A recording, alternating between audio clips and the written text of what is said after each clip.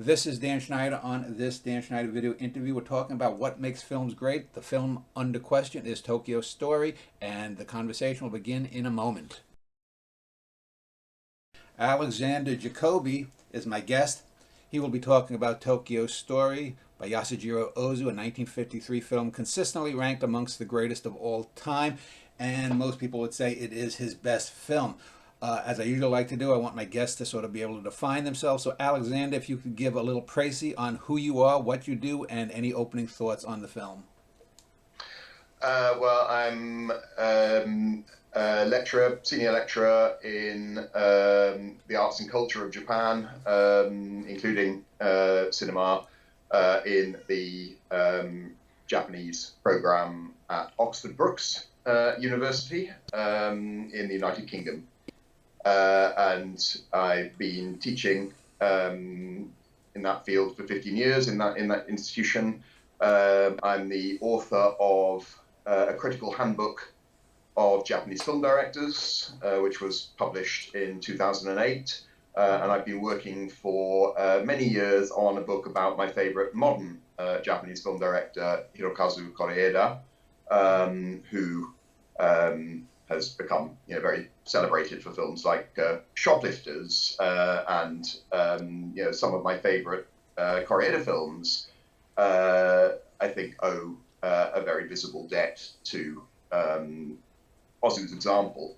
Really, it's the classical Japanese cinema, the period of Japanese cinema that Ozu exemplifies, which I suppose is my first love. And I think one of the things that drew me to write about Koreeda was precisely that he was a kind of old-fashioned director, a director who breathed the spirit of the 1950s, which I think is probably the richest period of Japanese film, and Ozu one of its great exemplars. I personally don't agree that Tokyo Story is actually Ozu's greatest film. I think there are at least two other films which I probably rate even higher, but that is really just to say that he is one of the greatest artists, not only that Japan has produced in cinema, but also the world cinema has produced. And 20 years ago, really, more than 20 years ago now, it was my love for the films of Ozu and his older contemporary Mizoguchi that really drew me to go and live in Japan to learn about Japanese cinema. So let me just ask the obvious question then, which other two films do you think are a little bit above Tokyo Story? Well, I think the films he had made very recently before that, which form a kind of loose trilogy with it, Late Spring and Early Summer. And the late British film critic based in Canada, Robin Wood, I think is responsible for coining the term Noriko trilogy to describe these, because the heroine, the character played by Setsuko Hara in each film is called Noriko, although it's a different woman, different character in each film. So they're a trilogy not in the sense of one narrative following on from another, but in a very characteristic Ozu way. It's as if they're exploring different permutations in different ways of approaching similar situations, and for me, I think the bittersweet quality of those first two films is almost more beguiling. But having said that, they are a masterly series of films, and there's a sense in which Tokyo Story can clearly be regarded as their summation and their culmination. And so Late Spring, and which was the other one? Early Summer. Early Summer. Yeah, Late Spring is the one that ends with Chishiryu peeling the apple, and that's one of the final shots. Yeah, that's a devastating portrait. Precisely, and the final shot on the beach, a beach that had been the scene of happiness before but is empty now.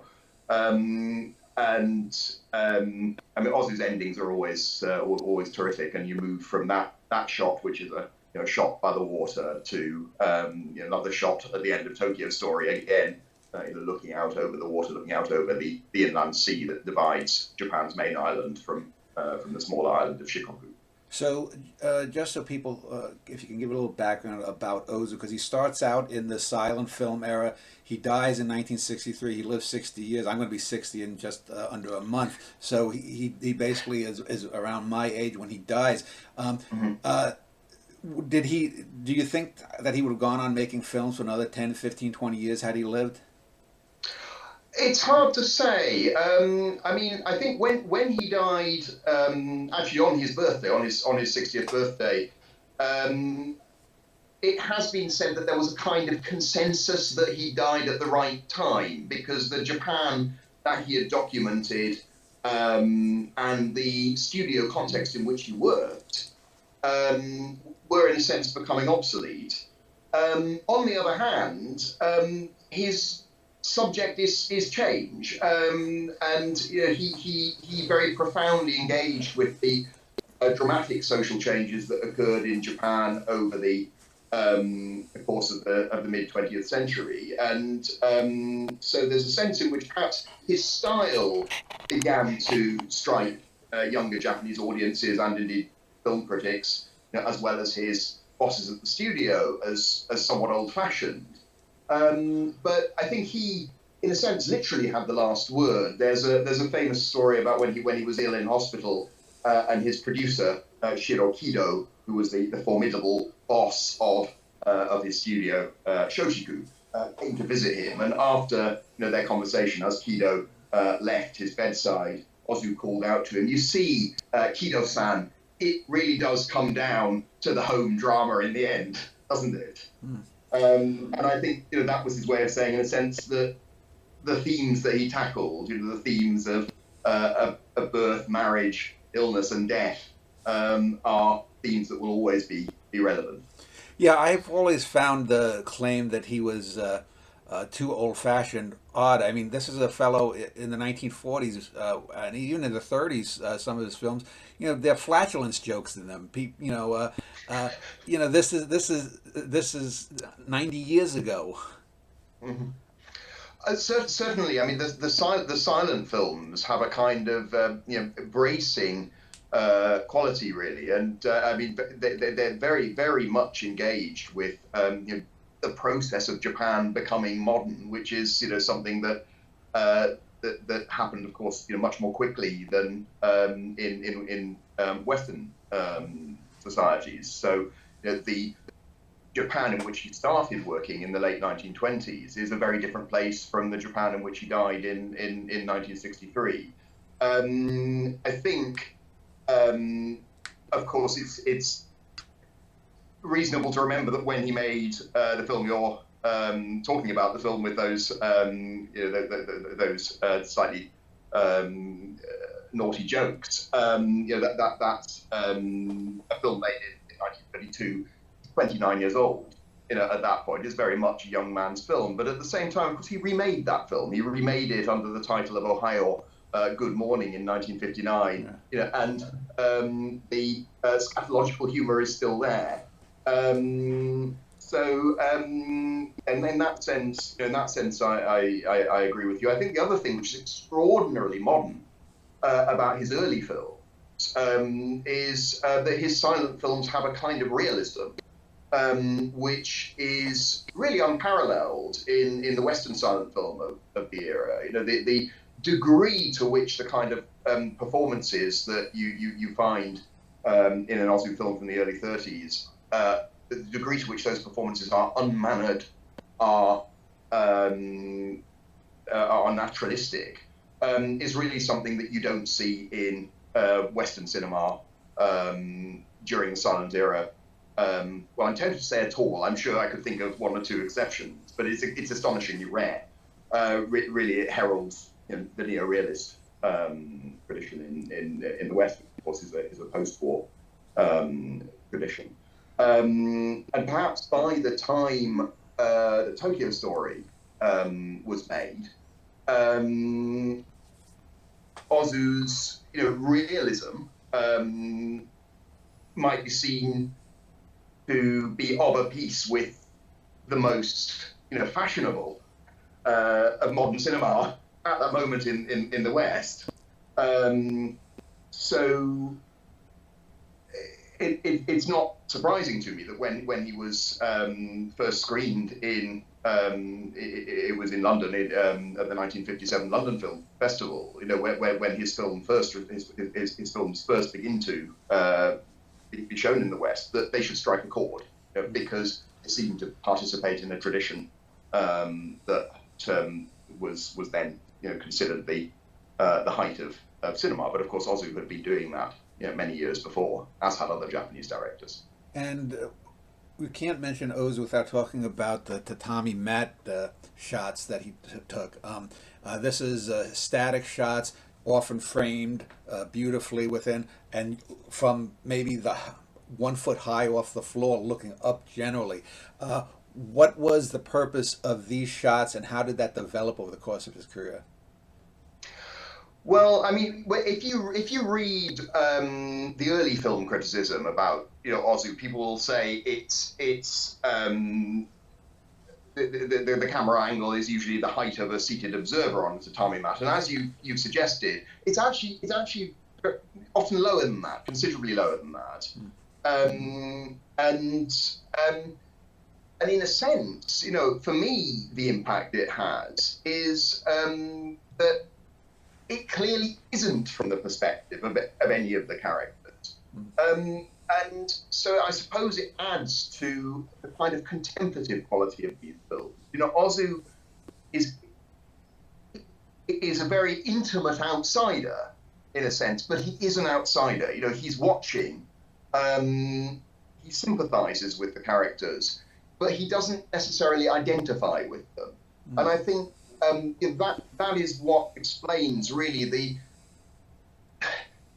the ability his audiences have to themselves sympathize with and understand where every character comes from. You might feel that some of his characters are more or less decent, that you feel that you're alienated to a degree by some and engaged to a degree by others. But I think we do see in Ozu's films, as we did in Renoir's, the fact that everyone comes from a position, everyone has his reason. And Renoir said, the line from L'Aigle du Jeu is, that's the terrible thing.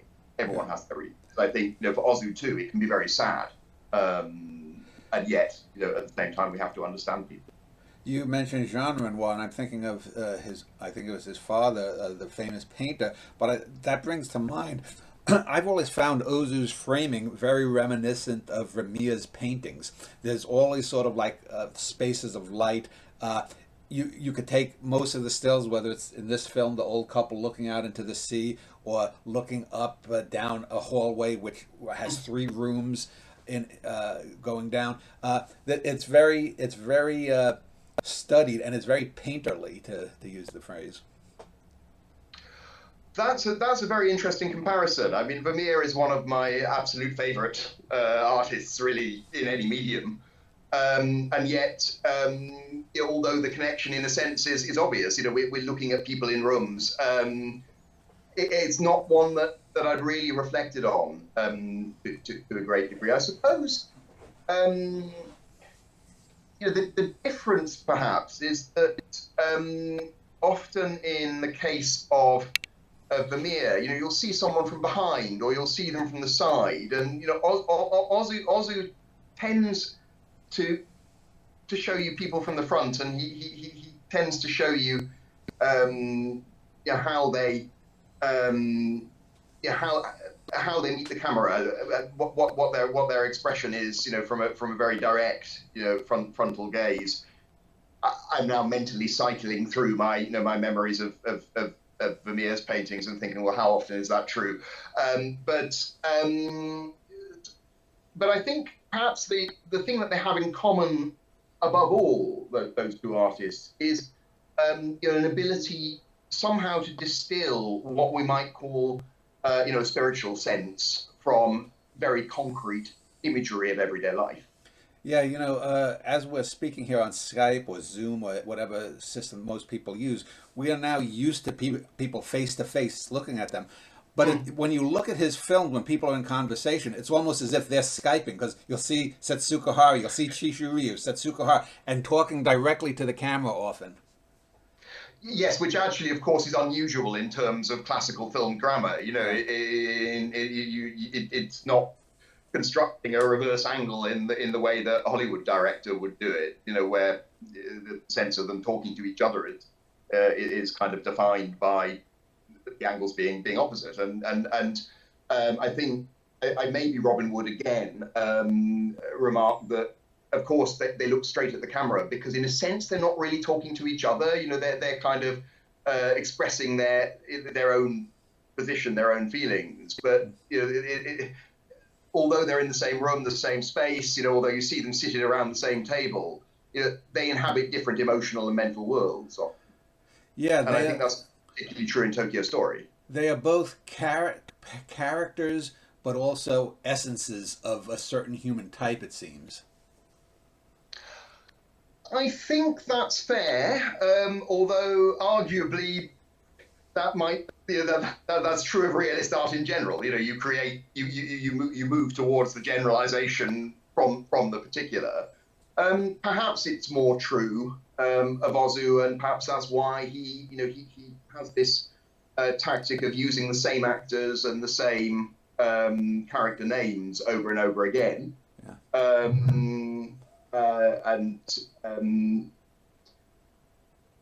And perhaps exploring, how can I say, exploring particular situations which any of us might encounter in a kind of archetypal way through the reiterations of not identical but very similar characters. Alexander, let's talk a little bit before we get into the film about the family and basically I guess we could call them the two main characters or the three main characters. This is yet another example of where even though as I said, a lot of times these characters are essences. They act. The family is so realistically portrayed. Not only the husband and wife that go on the journey, not only the daughter-in-law played by Setsuko Hara, but we get the petty bickering. We get the hints that these are people, meaning the children, the surviving children, that are not particularly. They don't particularly. They're my family. They're doing these things under obligation, but they'd rather be doing something else with someone else. Talk about how the film portrays the main family. Well, I suppose we could start with the family, the Japanese family as an institution at that time. It was an institution that was in the throes of change because the normative model in pre-war Japan was what has been referred to as the ie, the household. Which would be several generations living under the same roof, often working in the same profession. And the post-war era saw a shift from that model to a model more akin to the Western-style nuclear family, a married couple with children, so a much smaller unit. And the backdrop to that change, in part, is massive urbanization. That's the background to Tokyo Story, that people were moving to the cities looking for work. And so, the situation in which that family finds itself with grandparents who are in late middle age or elderly by the standards of the time, when life expectancy in Japan was only in the early 60s. They're still living in the provinces. They live in Onomichi, which is to this day actually a very pretty country town, and their children have moved to the cities, have moved to Tokyo and to Osaka, and so that was a very characteristic experience for those two generations. People migrated to the cities because traditional rural employment in farming and forestry was giving way to more modern professions, to corporate employment, to small business, urban employment like the beauty parlor that the daughter Shige runs. And of course, the other son, Koichi. Well, there are two sons who are alive. There's Koichi, who's a doctor, and Keizo, who is an office worker. Those are, I think, very typical post-war Japanese professions. And of course, the effect of that has been, in the first place, that the family is geographically separate.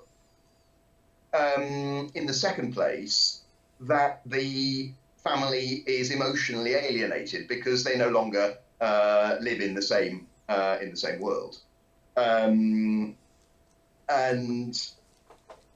that social background, I think, is the background to the personal discomfort and disquiet that you see between these characters.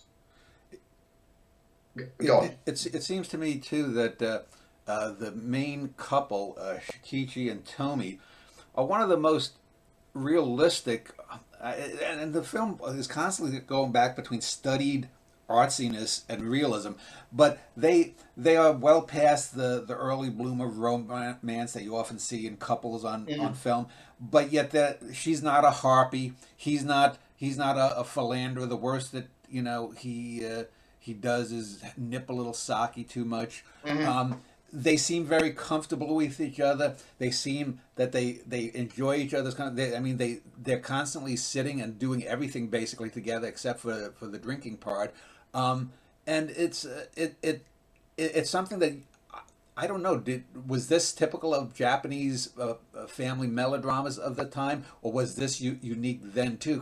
Because I'm hard pressed to think of any Hollywood films of the last 30 plus years that have anything like it. Well, I suppose it is quite a characteristic feature of Japanese domestic dramas that they focus on relationships which are past the stage of melodrama. The moment for melodrama is is early love, is courtship, is the stage before marriage. The Japanese cinema, I think it's fair to say, is unique for the degree to which it dramatizes established marriages. And I don't think that's the case only with Ozu. You could think about his contemporary Mikio Naruse in a similar light. There are films that have titles like Wife, Husband and Wife. Focus on people who have reached that stage of marriage where, for good or ill, love has become something more routine. And that doesn't mean that it's disappeared. It doesn't mean that that people resent each other or that the feelings have died. But it means that it has moved into a more even keel. And I think that kind of autumnal mood is quite common in the Japanese cinema, and Ozu, perhaps crafted it with an unparalleled impact to me. It's an impact, of course, by its nature that's very, very quiet. I think the sense of companionship, you might say, between a long married couple is something which Ozu captures very beautifully, I think. The film to me also plays a bit like a travelogue. You could almost hear an American narrator saying, "This is modern Japan. Here is the modern Japanese family. Their oldest son is a doctor," that kind of thing. As we go through, though, you get through to some of the characters, their facade. Probably the biggest scene stealer in the film is the actress who plays Shiga, who's the oldest daughter, who is a harpy, who really clearly doesn't want her parents there, especially her father. And she and her older brother then pay to send the old folks out to a resort where youngsters are partying all night. Yes, Haruko Sugimura, marvelous actress, and in that film, as in many of the other films she made around that time, she kind of personifies the unacceptable face of post-war Japanese capitalism. Ozu it's far too sophisticated an artist to kind of say capitalism is good or capitalism is bad. He understands that it depends on the kind of capitalism you have and the way in which individual people situate themselves within it. But I think she represents a kind of shallow consumerist mentality, where commercial priorities have replaced more significant human bonds. And we see her do exactly the same thing, in Naruse's film Late Chrysanthemums, another of the great masterpieces of 1950s Japanese cinema. And I think there is, I suppose, in Tokyo Story, there is a certain mood of regret about the way that more refined values and attitudes have given way to the values that Shige represents. But Ozu isn't nostalgic either, or at least isn't purely nostalgic. And you mentioned, the fact that the father, Shukichi, drunk too much, and so we're not presented with they had an idyllic family life in Onamichi either. Even though when we see them with the youngest daughter, the daughter who stayed at home, Kyoko, we do have, I think, a very positive feeling of the relationship between the parents and her. But I think Ozu is intelligent enough to see that the old order had its flaws and the new order has its flaws as well. Yeah, so the Shige actress, she was also in Late Spring. I believe she played the aunt.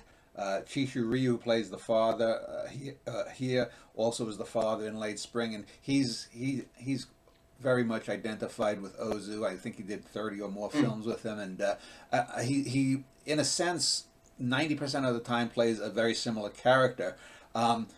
He's the sort of what is will be kind of, that's his philosophy of this character and the others. But probably the most famous actress, I guess, at the time was Setsuko Hara, who in this iteration of Noriko plays a war widow for, I believe, the oldest son of the two main characters. And what's interesting is, maybe I'll let you talk about it. She seems to have been the equivalent in Japan in the 40s and 50s of what Clara Bow was as the it girl in the 20s here in America, or Julia Roberts in the 90s. She seems to have been sort of the ideal Japanese woman. Can you talk a bit about Hara's reputation and the character she plays here? Well, I think if I could start going back to your mention of Chishu Ryu, and I think it's a comment that goes for both of those stars. I mean, when I watched Tokyo Story for the first time when I was, 17, 18 years old, I think. And it was the first classical Japanese film I'd seen, apart from a couple of Kurosawas. And for me, the kind of realist effect of it was intensified by the fact that I had no idea who these people were. And it was only, as I watched many Ozu films that I began to realize, well, of course, this is a star system. All these actors are famous. All of these actors have established personae, which Ozu plays with very interestingly. Yeah. I mean, you said Kishu Ryu kind of represents a sort of what will be mentality, and that's certainly true in both Late Spring and in Tokyo Story. But in the middle film in the trilogy, in Early Summer, he plays not the Setsuko Hara character's father or father-in-law, but her brother. And he looks, he's made up to look 20 years younger. He was actually what? I mean, he was, I suppose, about 50. So in Tokyo Story, he's playing much older than his real age. In Late Spring, slightly older than his real age. And in Early Summer, considerably younger. And the character who plays in Early Summer is actually quite a kind of active and slightly unpleasant character, and he seems to be the sort of the most disruptive character within the harmony of the family there. So actually, even within Ozu's kind of confined vision, repeating similar situations with the same performers. We see some quite striking diversity in the kind of characters that they play. As for Setsuko Hara, I mean, she's a very remarkable actress. She was indeed, I think, regarded by the Japanese in the late 40s, in the 1950s, as a kind of personification of many of the values that they tended to respect and admire. But I suppose also, there's a sense in which she's a kind of subtly dissident character. And what you get in all three films in the Noriko trilogy is the presentation of a woman who is reluctant to marry, or in the case of Tokyo Story, where she's a widow, reluctant to remarry. And this is actually quite subversive in the context of the Japanese society of the early post-war years, when, as in American or European society, of Western European society of that period, of course, marriage is very strongly validated. And there's a strong pressure on young women to get married. And it's interesting in late spring and early summer that the narrative drive is towards precisely the Noriko character getting married, because essentially there isn't really an alternative for her. She doesn't see a mechanism of preserving her single status, even though we're told by Noriko herself quite explicitly that she doesn't really want to marry. In Tokyo Story, the Noriko, of course, has an alibi, which is to say, because she's widowed, she's able to resist pressure to remarry. And I think one of the most touching scenes in the film for me is the scene where the parents visit her. She's much kinder to them, than their blood children, which is, of course, the central irony of the film. And they encourage her to remarry. And they obviously seem to think that she's reluctant to do so out of chivalry, out of loyalty, fidelity to the memory of her dead husband. And it's natural they should think so, but actually there's very little evidence in the film that she aspires to remarry. It seems that she's quite content to be single. Yeah, and it's interesting too, because the youngest daughter as well, who stays behind and only comes for the funeral after the mother Tomi dies, she also seems to be the most well balanced. It's the two youngest females of the family that seem to and I wonder if that's also perhaps a subversive message, is that Ozu had these two women could have children. They represent the future of Japan. They are the mothers of Japan's future, and things are looking up from here. Do you think that's maybe a message that is somewhere in there? Well, I think to say they represent the mothers of the future is problematic from the point of view that neither of them is married, and in the case of Noriko, we sort of assume she will remain single. Yeah. To say they represent something positive about the future, to say they represent hope, I think, is very plausible. And of course, it's particularly the case with the younger woman, Kyoko, who's played by Kyoko Kagawa, the only major cast member who's still alive today in her 90s. And she's a school teacher. And one of the last things we see in the film is her going back to the classroom to teach the youngest generation, the post-war generation of Japanese. So I think there's a very strong glance towards the future at that point. Within the context of the characters we have got to know over the course of the film, it's the friendship between those two women, that's very much the most positive thing we're left with by the end of the film, because of course the mother, the grandmother, is now dead. But the establishment of a bond of friendship between Noriko and Kyoko is again one of the last things that we witness in the film. It's cemented by a gift, and it's a very upbeat moment in a sense, even though with typical Ozu complexity, it's in the course of the conversation between those women that you get the very famous line that isn't life disappointing. Actually, in Japanese, it's slightly different. I think it's Iano Koto. Sorry, not stumbling over my Japanese there. Iana Koto Bakari. I think she says, life is full of terrible things. But it's a moment really where that expressed pessimism has to be qualified by the decency and good-heartedness of the two characters who mediate the film's climax. Yeah, Ozu is one of my favorite directors. He's a great director, but I personally is one of my favorite.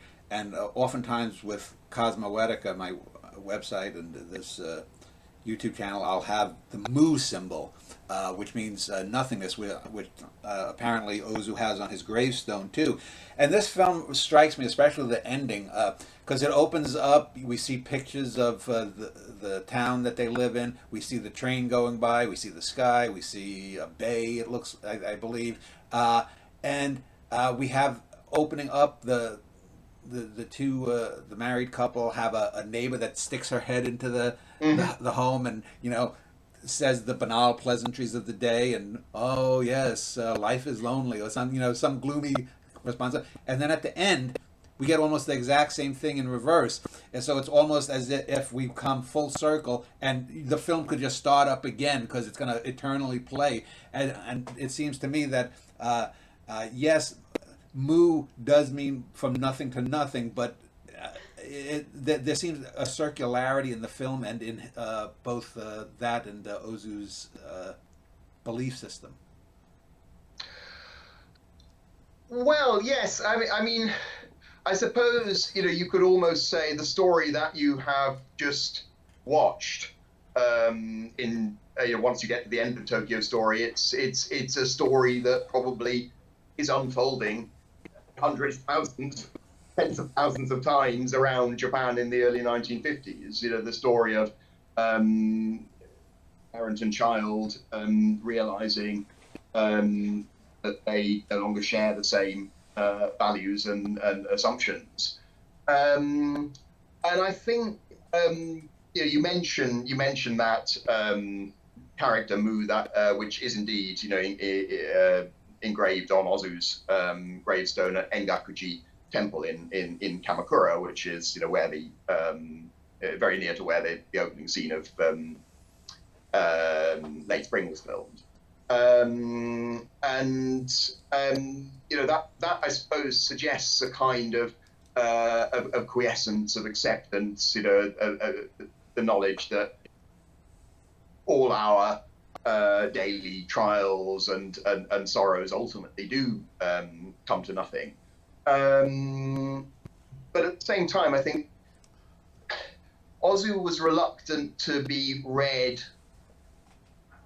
purely as a Zen artist. I mean, there is a line that's sometimes attributed to him where he said, well, these foreigners think it's all about Zen.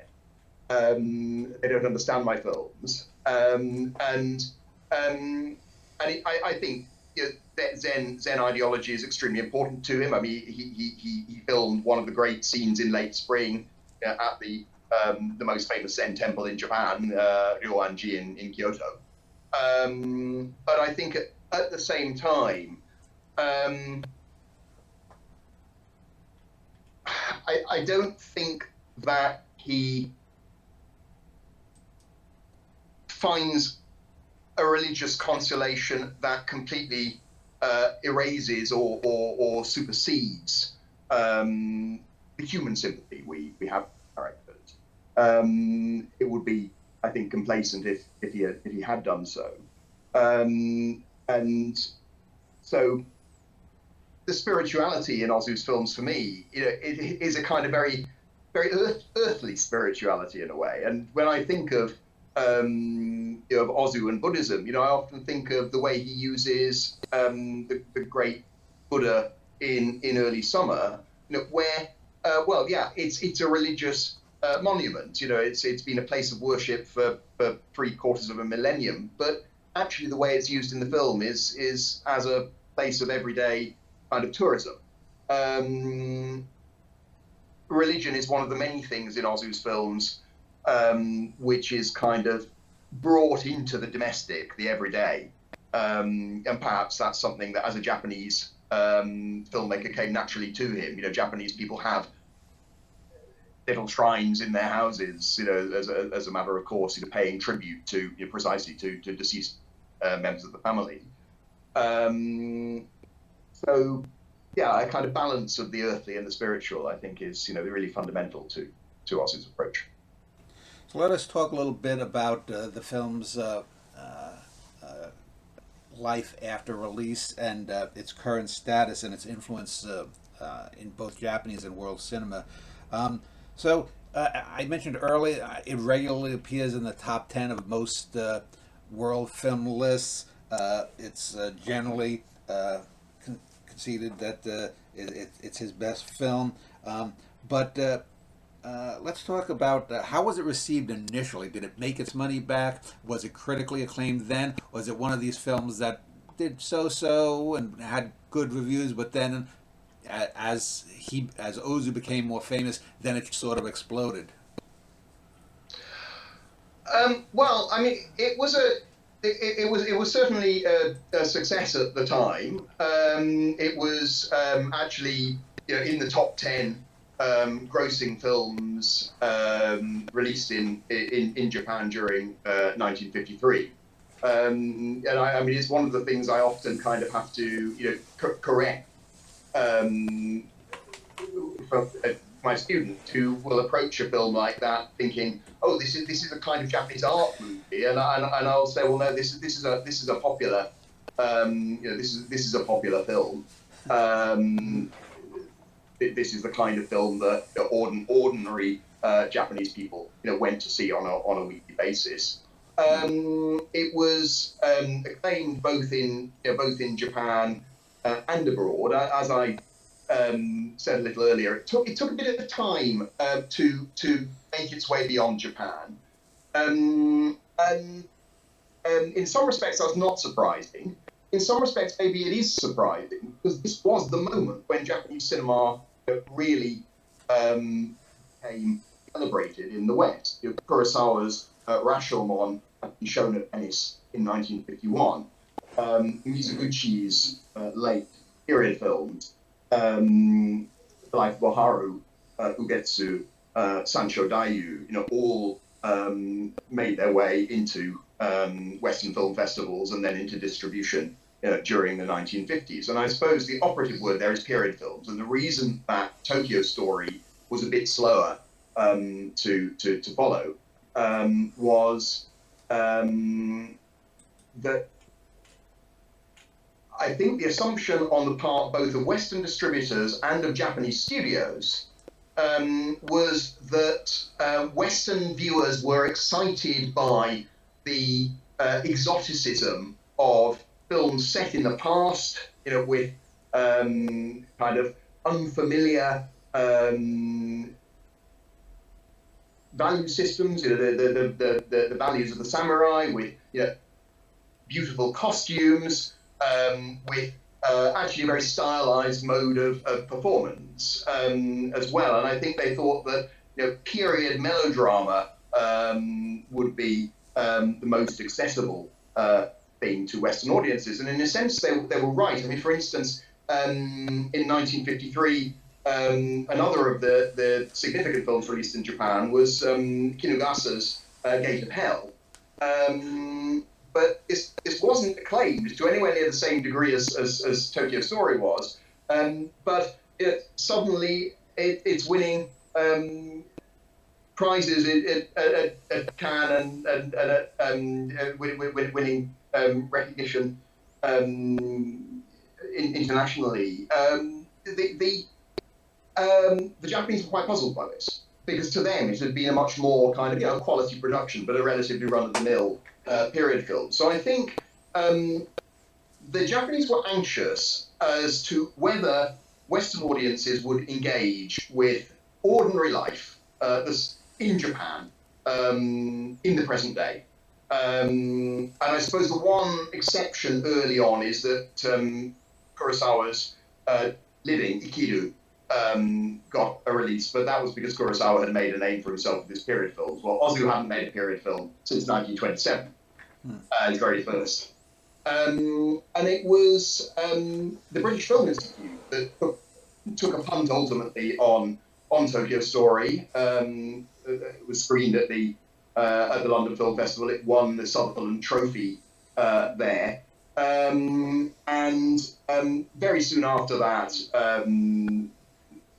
Ozu's films began to be shown. It was mostly his later films at that stage, but began to be shown in Western effects. The French, I think, were a bit behind, actually. I believe I'm right in saying that there wasn't an Ozu retrospective in Paris until the early 70s, because the critics who were associated with Cahiers du Cinéma really committed themselves to music as the great Japanese prefer. And it was his films that were praised to the skies in France in the 50s. Let me just a couple more things, and then we'll wrap up.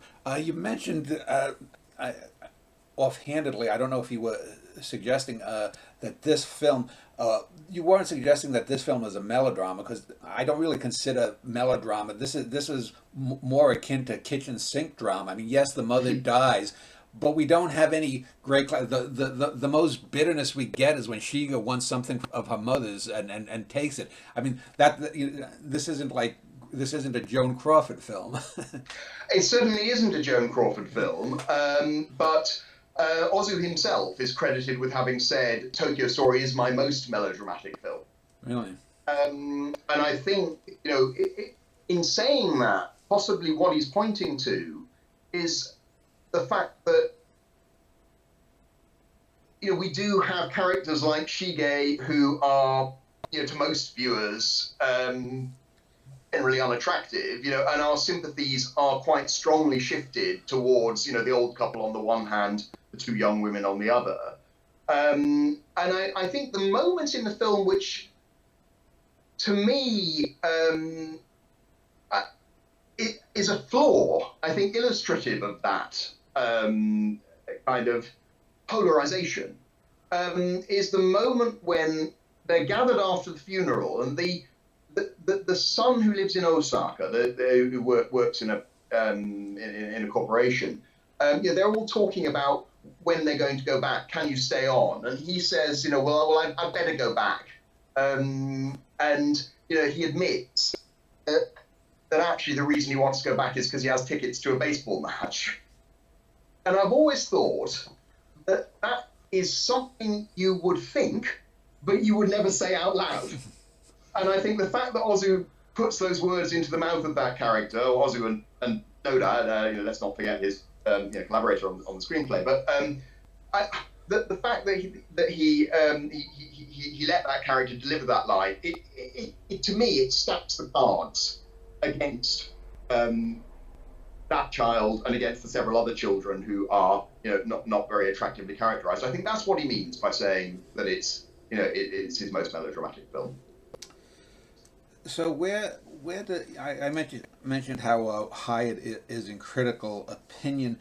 Do you think that the film, does it now still have relevance to Japanese society, and in the future, towards the end of this century, do you still think it's going to be relevant? Because to me, it seems that it's very relevant, and that it's timeless, because we can see the good, we can see the bad, and in many ways, the film itself, the point of view of the film itself, not necessarily the filmmaker, but the film, is almost an indifference. It's almost a scientific detachment, looking at the family, that, here's the modern Japanese family. Wasn't it nice to have spent 2 hours with them? Now we're going to go on that train and we'll say goodbye,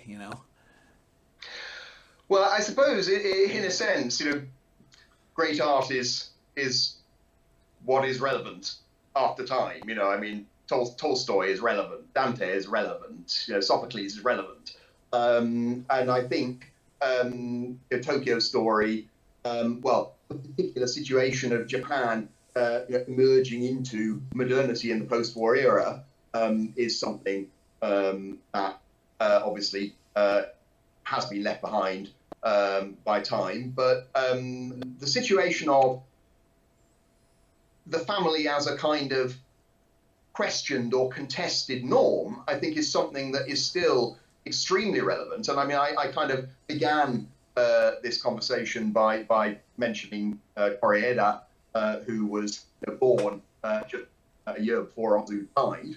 And you know, his films explore over and over again questions of what is the normative Japanese family in the modern day, what are the alternative models, and so the kind of questions that Ozu was asking, you know, about family in the 1950s, I think are still questions that Japanese cinema is asking about the family in the 21st century. And I think in a sense, Ozu's concerns are likely only to become more relevant because he was making a Tokyo Story at a time when I suppose the family was, you know, a kind of an institution that had, you know, much greater normative power across the world. And I think that's one of the things, of course, that's slightly shocking about it, that, you know, we watching it in the context of early post-war norms, whether those are Japanese norms, you know, or, you know, American or Western European norms, you know, we kind of expect the family to be validated, you know, and instead, you know, we find that it's very fragile. Well, I think, you know, we've lived through several decades since that film was made in which, you know, all kinds of norms have been challenged, have been contested, have been undermined, you know, whether for good or ill, or, you know, most likely, you know, as most changes for both.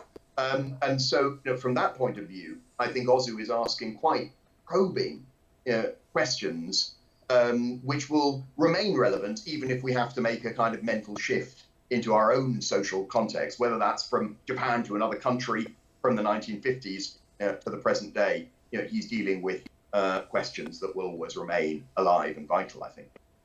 Well, I usually ask for a summing up of why my guest feels the film is great, but I think you did a good job there without me asking. So I want to thank you for spending about an hour to speak about this great film, and thank you again. Thank you for having me.